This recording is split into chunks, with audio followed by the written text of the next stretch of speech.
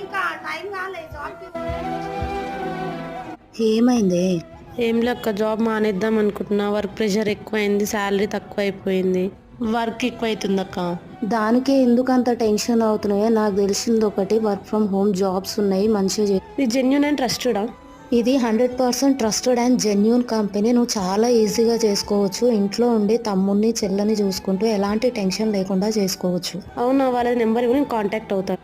Okay, నీకు number ఇస్తాను. Further details ఏమైనా ఉంటే వాళ్ళు క్లియర్గా ఎక్స్ప్లెయిన్ చేస్తారు. నచ్చితే జాయిన్ అయిపో, ఓకేనా?